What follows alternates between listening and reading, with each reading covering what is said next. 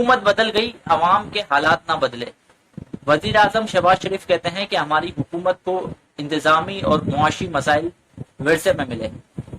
پہلی بات تو مجھے یہ سمجھ نہیں آتی کہ ایک حکومت تھی جس کو 3.5 سال ہوئے تھے، ظاہر ہے کہ مہنگائی اپنے عروج پر تھی، ظاہر ہے کہ معاملات چلائے نہیں جا رہے تھے حکومت سے، اور عوام بہت پریشان تھی، تکلیف میں تھی۔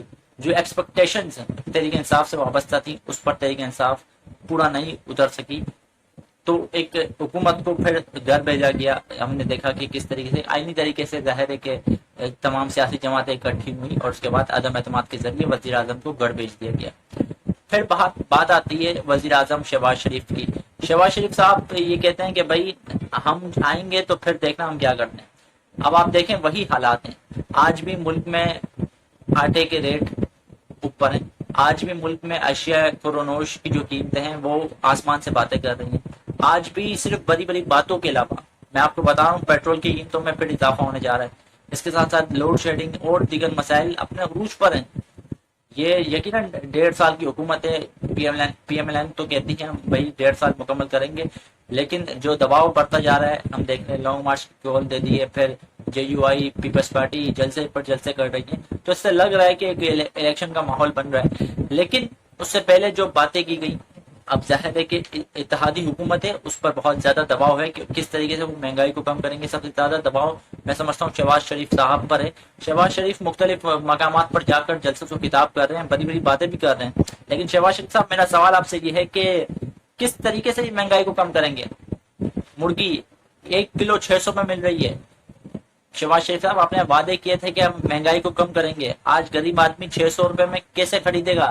پھر مٹن کے ریٹ جو میرے پاس اس وقت جو میرے پاس اطلاع رہی ہے لیٹسٹ، اس کے مطابق 1700 روپے کلو میں مل رہی ہے۔ اس کے ساتھ بیف جو ہے وہ 800 روپے کلو، اس کے ساتھ لیمو 1200 روپے کلو۔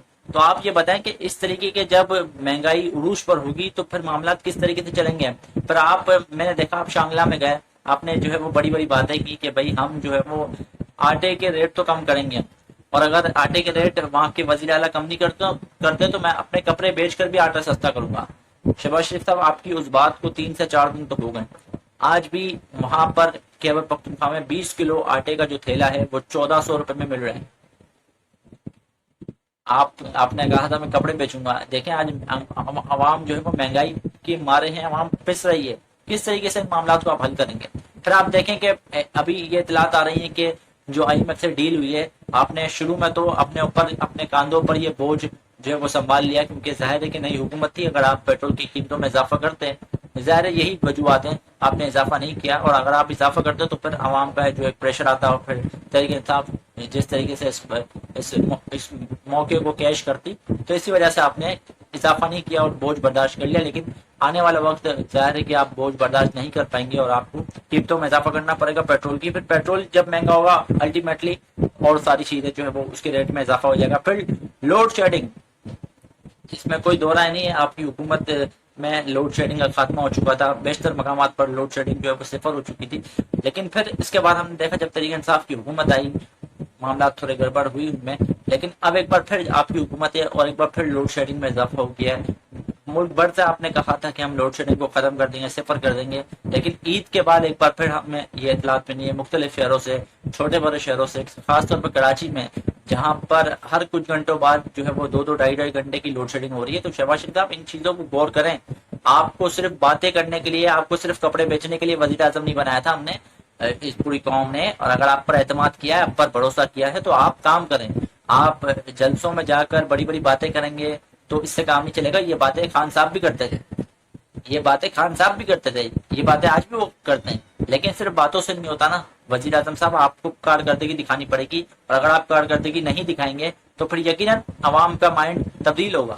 اگر آپ کی حکومت اسی طریقے سے، آپ کی حکومت میں مہنگائی ہوتی رہی گی، لوڈ شیڈنگ کا مسائل حل نہ ہوئے، پیٹرول کی قیمتوں میں اضافہ ہوا، ظاہر ہے کچھ چیزیں ایسی ہیں جو وقت کی مجبوری ہے، چلے عوام اس پر تو کمپرومائز کر لے گی جو جس طرح ماضی میں کیا، لیکن کچھ چیزیں ایسی ہیں جو منافع خوری ہو رہی ہے، جہاں پر مہنگائی ہے، بے روزگاری پریشانیاں ہیں، ان چیزوں کا آپ حل کریں، یہ بہت میجر ایشوز ہے۔ پھر آج دیکھیں آپ ڈالر کی قیمت میں کس طریقے سے اضافہ ہوا، 1 روپیہ 30 پیسے کا اضافہ ہوا۔ اگر یہی اضافہ پی ٹی آئی کی حکومت میں ہوتا تو پھر آپ لوگ گلے میں ڈول ڈال کر ڈنڈورا پیٹتے کہ دیکھو بھائی مہنگائی ہو گئی، تو آج بھی ڈالر کے ریٹ بڑھ گئے۔ پھر اسٹاک مارکیٹ آج بالکل جس کو بھونچال آ گیا اسٹاک مارکیٹ میں، جو سرمایہ کار ہیں ان کے کھربوں روپے ڈوب گئے. تو اس طریقے سے معاملات چل رہے ہیں اس وقت ملک کے. میری صرف یہی ریکویسٹ ہے، پورے پاکستان کی یہ ریکویسٹ ہے کہ بھائی کارکردگی پر فوکس کریں. ٹھیک ہے، جلسے ہر کوئی کر رہا ہے، آپ بھی کریں گے، ظاہر ہے آپ کو الیکشن میں جانا ہے، لیکن جلسوں میں جانے سے پہلے، وہاں پر بڑی بڑی باتیں کرنے سے پہلے آپ جو ہے ان چیزوں کو، ایشوز کو سولو کریں. اس وقت جو ہے وہ آپ کے صاحبزادے جو ہے وہ وزیر اعلیٰ کی سیٹ پر بیٹھے ہیں پنجاب میں. پنجاب سب سے زیادہ متاثر ہے اس وقت مہنگائی سے، تو کوشش کریں وہاں پر ان مسائل کو حل کریں. اب پھر آپ نے کے پی کے میں جا کے کہا تھا کہ جو ریٹ پنجاب میں ہوں گے آٹے کے، وہی ریٹ ہم جو ہے کے پی کے میں دیں گے. تو ابھی تک تو پنجاب میں بھی آٹے کے ریٹ کم نہیں ہوئے، تو آپ کے پی کے میں کس طرح سستا آٹا دیں گے؟ تو سر باتیں نہ کریں، کام پر فوکس کریں. کاوش میمن کو اجازت دیجیے.